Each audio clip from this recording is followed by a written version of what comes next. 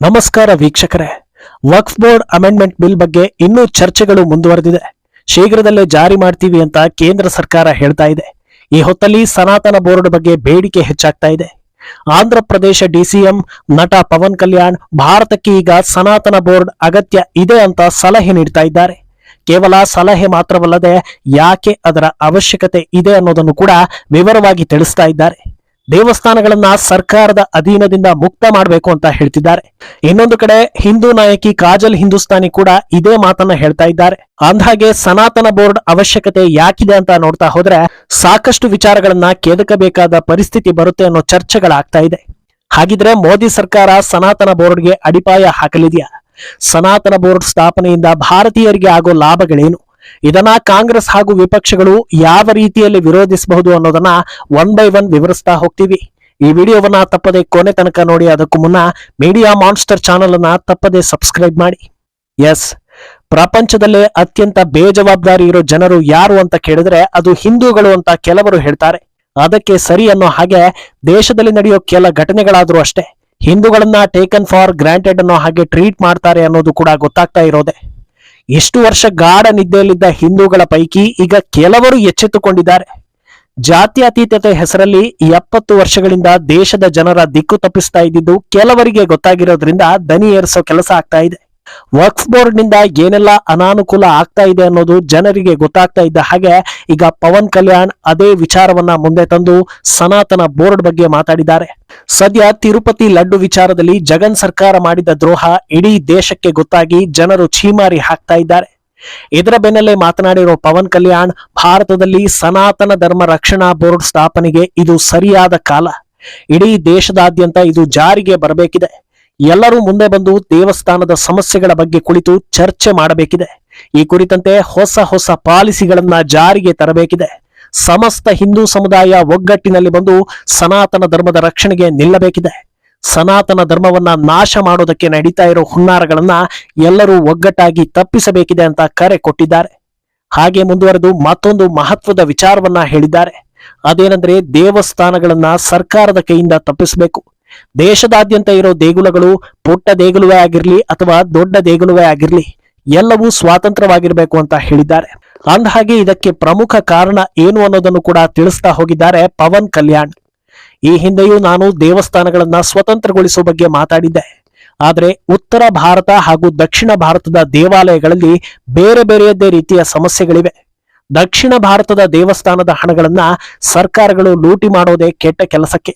ದೇವಸ್ಥಾನದ ಹಣವನ್ನ ಇಲ್ಲಿ ಮತಾಂತರ ಮಾಡೋದಕ್ಕೆ ಹಾಗೂ ಇನ್ನಿತರೆ ಸಮಾಜಘಾತುಕ ಕೆಲಸಗಳಿಗೆ ಬಳಕೆ ಮಾಡ್ತಾ ಇದ್ದಾರೆ. ಆದರೆ ಉತ್ತರ ಭಾರತದಲ್ಲಿ ಈ ಸಮಸ್ಯೆ ಇಲ್ಲ. ಆದರೆ ಅಲ್ಲಿನ ಸಮಸ್ಯೆಗಳು ಬೇರೆನೇ ಇದೆ.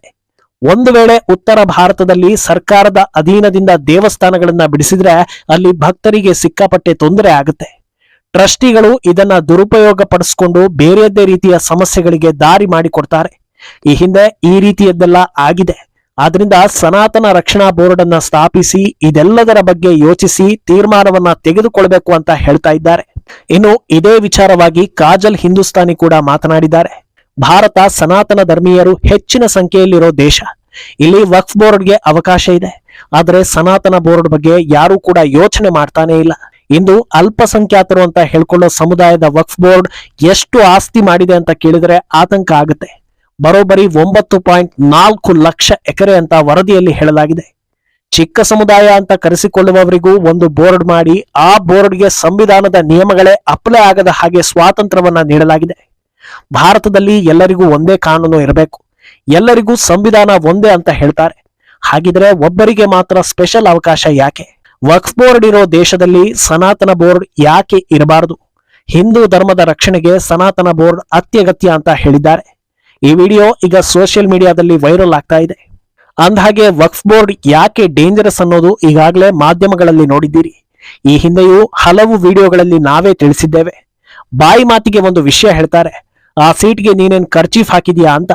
ವಕ್ಫ್ ವಿಚಾರದಲ್ಲಿ ಆಗಿರೋದು ಅದೇ. ಒಂದು ಜಾಗವನ್ನ ವಕ್ಫ್ ಬೋರ್ಡ್ ಇದು ನಮ್ಮದು ಅಂತ ಹೇಳ್ಕೊಂಡ್ರೆ ಮುಗೀತು. ಅದನ್ನ ಯಾವ ಕೋರ್ಟ್ನಲ್ಲೂ ಯಾರು ಪ್ರಶ್ನೆ ಮಾಡೋದಕ್ಕೆ ಸಾಧ್ಯವೇ ಇಲ್ಲ. ಒಂದು ವೇಳೆ ಆ ಜಾಗ ಸರ್ಕಾರಿ ಜಾಗ ಆಗಿದ್ದಿದ್ರೆ ಅದು ಈಸಿಯಾಗಿ ವಕ್ಫ್ ಬೋರ್ಡ್ ಕೈ ಸೇರುತ್ತೆ.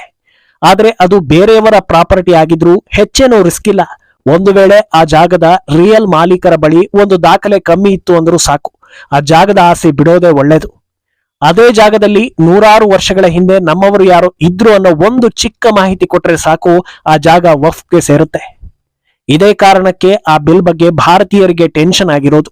ಅಂದಹಾಗೆ ಈಗ ಸನಾತನ ಬೋರ್ಡ್ ಸ್ಥಾಪನೆ ಆಯ್ತು ಅಂದ್ರೆ ಅದರಿಂದ ಏನ್ ಲಾಭ ಅಂತ ನೋಡ್ತಾ ಹೋದ್ರೆ ಸಾಕಷ್ಟು ವಿಚಾರಗಳು ಮುನ್ನೆಲೆಗೆ ಬರುತ್ತೆ. ಕಂಡವರ ಜಾಗಕ್ಕೆ ಬೇಲಿ ಹಾಕಿ ಅದನ್ನ ನಮ್ಮದು ಅನ್ನೋ ದುರುದ್ದೇಶ ಸನಾತನ ಬೋರ್ಡ್ಗೆ ಇರೋದಿಲ್ಲ. ಆದ್ರೆ ದೇವಸ್ಥಾನಕ್ಕೆ ಸೇರಿದ ಜಾಗಗಳನ್ನ ಉಳಿಸ್ಕೊಳ್ಬೇಕಲ್ವಾ, ಈ ನಿಟ್ಟಿನಲ್ಲಿ ಈ ಬೋರ್ಡ್ ಬೇಕಾಗುತ್ತೆ.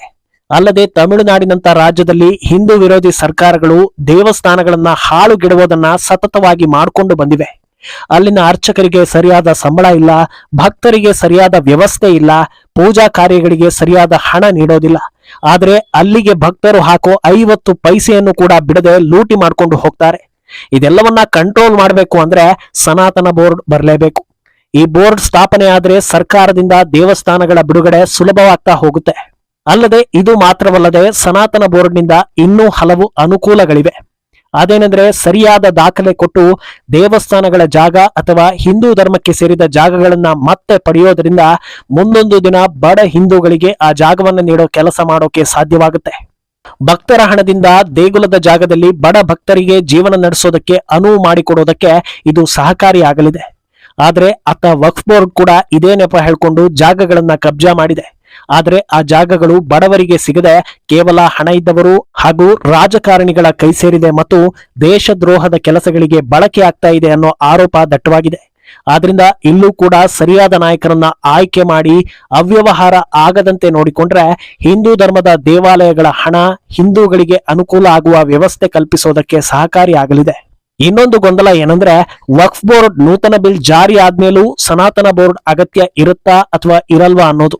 ಖಂಡಿತ ಇರುತ್ತೆ ಅಂತಲೇ ಹೇಳ್ಬೋದು. ಯಾಕಂದ್ರೆ ಎಷ್ಟೋ ದಶಕಗಳ ಹಿಂದೆ ಕಾಂಗ್ರೆಸ್ ಸರ್ಕಾರ ಮಾಡಿಕೊಟ್ಟ ಅನುಕೂಲಗಳಿಂದ ಈಗ ಲಕ್ಷ ಲಕ್ಷ ಎಕರೆ ಕಬ್ಜಾ ಆಗಿದೆ. ಮುಂದೆ ಕಾಂಗ್ರೆಸ್ ಅಧಿಕಾರಕ್ಕೆ ಬಂದ್ರೆ ವಕ್ಫ್ ಬಿಲ್ ತೆಗೆದು ಹಾಕುತ್ತೆ. ಅಂತ ಸಂದರ್ಭದಲ್ಲಿ ಭಾರತೀಯರನ್ನ ಕಾಪಾಡಬೇಕು ಅಂದ್ರೆ ಈ ಬೋರ್ಡ್ನಿಂದ ಮಾತ್ರ ಸಾಧ್ಯ. ಅಲ್ಲದೆ ತಮಿಳುನಾಡು ಸೇರಿದಂತೆ ಹಲವು ರಾಜ್ಯಗಳಲ್ಲಿ ಹಳ್ಳಿಗಳನ್ನೇ ವಕ್ಫ್ ಬೋರ್ಡ್ ತಮ್ಮದು ಅಂತ ಹೇಳಿಕೊಡ್ತಾ ಇದೆ. ಅಲ್ಲದೆ ಹಿಂದೂಗಳು ಊರು ಬಿಡಿ ಅಂತ ಧಮ್ಕಿ ಹಾಕೋ ಕೆಲಸ ಆಗ್ತಾ ಇದೆ. ಸಾವಿರಾರು ವರ್ಷಗಳ ಹಿಂದಿನ ದೇವಸ್ಥಾನ, ಕರ್ನಾಟಕದ ವಿಧಾನಸೌಧವೂ ಕೂಡ ವಕ್ಫ್ ಆಸ್ತಿ ಅಂತ ಹೇಳ್ಕೊಳ್ತಾ ಇದ್ದಾರೆ. ನಮ್ಮ ರಾಜಕಾರಣಿಗಳು ಎಂತ ಕೆಲಸವನ್ನ ಮಾಡಿಟ್ಟಿದ್ದಾರೆ ಅನ್ನೋದನ್ನ ಒಮ್ಮೆ ಯೋಚಿಸಿ. ಇದೆಲ್ಲವನ್ನ ತಪ್ಪಿಸ್ಬೇಕು. ವಕ್ಫ್ ಜಾಗ ಅಂತ ಕ್ಲೈಮ್ ಆಗ್ತಾ ಇರೋ ದೇಗುಲಗಳ ಜಾಗವನ್ನ ಕಾನೂನಾತ್ಮಕವಾಗಿ ಹಿಂಪಡೆಯೋದಕ್ಕೆ ಸನಾತನ ಬೋರ್ಡ್ ಅತ್ಯಗತ್ಯ ಅನ್ನೋ ಚರ್ಚೆ ಆಗ್ತಾ ಇದೆ. ಒಟ್ನಲ್ಲಿ ಮುಳ್ಳನ್ನ ಮುಳ್ಳಿಂದಲೇ ತೆಗಿಬೇಕು ಅನ್ನೋ ಹಾಗೆ ಯಾವ ರೀತಿಯಲ್ಲಿ ತಪ್ಪಾಗಿದೆಯೋ ಅದೇ ರೀತಿಯಲ್ಲಿ ಅದನ್ನ ಸರಿಪಡಿಸೋ ಕೆಲಸ ಆಗ್ಲೇಬೇಕು. ಇನ್ನು ಸನಾತನ ಬೋರ್ಡ್ ವಿಚಾರ ಬಂದ್ರೆ ಕಾಂಗ್ರೆಸ್ ವಿರೋಧ ಮಾಡುತ್ತೆ ಅನ್ನೋದು ಭಾರತೀಯರಿಗೆ ಗೊತ್ತಿದೆ. ಅಲ್ಲದೆ ಹಿಂದೂ ವಿರೋಧಿ ಹಿಂದೂಗಳು, ಭಾರತ ವಿರೋಧಿ ಭಾರತೀಯರು, ಸ್ವಯಂ ಘೋಷಿತ ಬುದ್ಧಿವಂತರು, ಸಮಯ ನೋಡ್ಕೊಂಡು ಕತೆ ಕವನ ಬರೆಯೋರು ಇವರೆಲ್ಲರೂ ವಿರೋಧ ಮಾಡ್ತಾರೆ ಅನ್ನೋದು ಭಾರತೀಯರಿಗೆ ಗೊತ್ತಿದೆ. ಮುಂದೇನಾಗುತ್ತೆ ಅನ್ನೋದು ಸದ್ಯಕ್ಕೆ ಸಸ್ಪೆನ್ಸ್. ಈ ಬಗ್ಗೆ ನಿಮ್ಮ ಅಭಿಪ್ರಾಯವನ್ನ ತಪ್ಪದೆ ಕಾಮೆಂಟ್ ಮೂಲಕ ತಿಳಿಸಿ.